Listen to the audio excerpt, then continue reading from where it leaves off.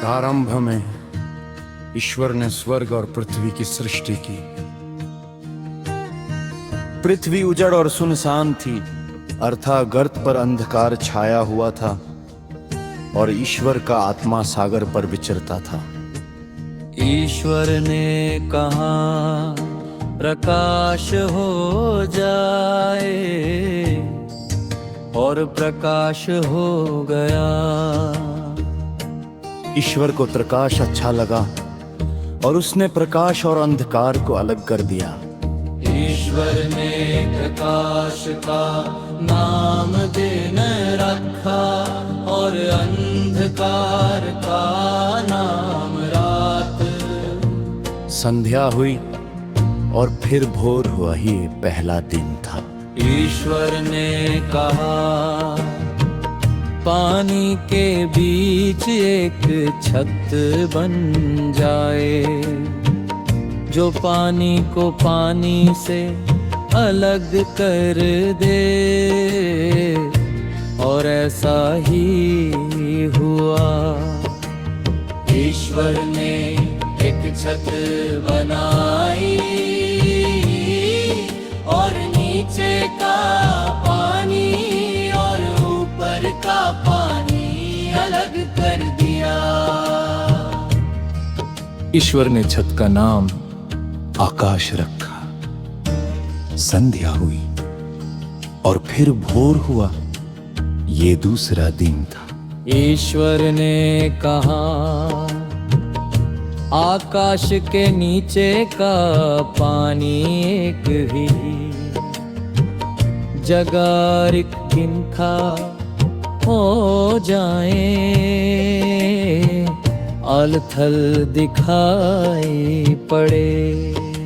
और ऐसा ही हुआ। ईश्वर ने थल का नाम पृथ्वी रखा और जल समूह का नाम समुद्र। और वाह, ईश्वर को अच्छा लगा। ईश्वर ने कहा पृथ्वी पर हरियाली लहलाए, बीजदार पौधे और फलदार पेड़ उत्पन्न हो जाए, जो अपनी अपनी जाति के अनुसार बीजदार फल लाएं। और ऐसा ही हुआ। पृथ्वी पर हरियाली उगने लगी, अपनी अपनी जाति के अनुसार बीज पैदा करने वाले पौधे और बीजदार फल देने वाले पेड़। और ये ईश्वर को अच्छा लगा।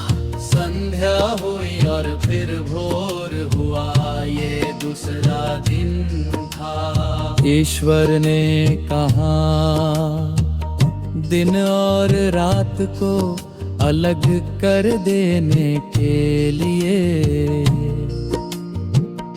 आकाश में नक्षत्र हो उनके सहारे पर्व निर्धारित किए जाएं और दिनों तथा वर्षों की गिनती हो। पृथ्वी को प्रकाश देने के लिए आकाश में जगमगाते रहें। और ऐसा ही हुआ। ईश्वर ने रुद्रधान नक्षत्र बनाए, दिन के लिए एक बड़ा और रात के लिए एक छोटा, साथ साथ तारे भी। ईश्वर ने उनको आकाश में रख दिया, जिससे वे पृथ्वी को प्रकाश दें। दिन और रात का नियंत्रण करें और प्रकाश तथा अंधकार को अलग कर दे। और ये ईश्वर को अच्छा लगा। संध्या हुई और फिर भोर हुआ, ये चौथा दिन था।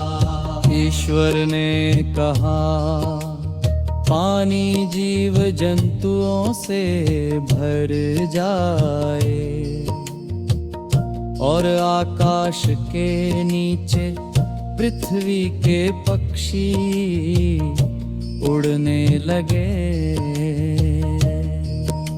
ईश्वर ने मकर और नाना प्रकार के जीव जंतुओं की सृष्टि की जो पानी में भरे हुए हैं, और उसने नाना प्रकार के पक्षियों की भी सृष्टि। आए ईश्वर को अच्छा लगा।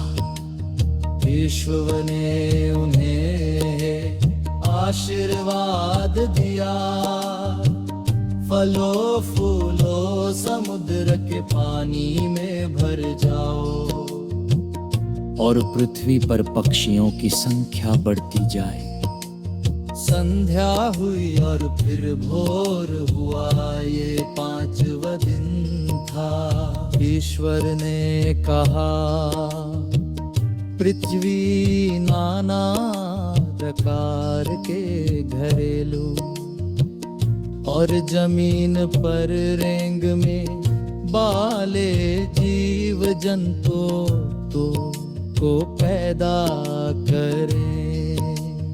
और ऐसा नहीं हुआ। ईश्वर ने नाना प्रकार के जंगली, घरेलू और जमीन पर रेंगने वाले जीव जंतुओं को बनाया और ये ईश्वर को अच्छा लगा।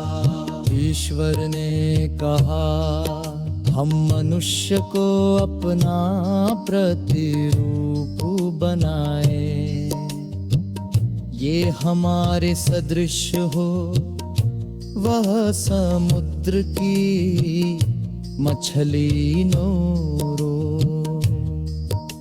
आकाश के पक्षियों, घरेलू और जंगी जानवरों और जमीन पर रेंगने वाले सब जीव जंतुओं पर शासन करे।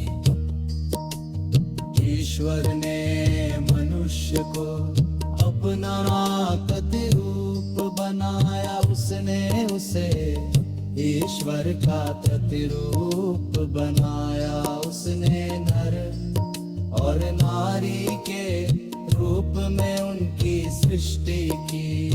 ईश्वर ने यह कहकर उन्हें आशीर्वाद दिया, फलों फूलों पृथ्वी पर फैल जा और उसे अपने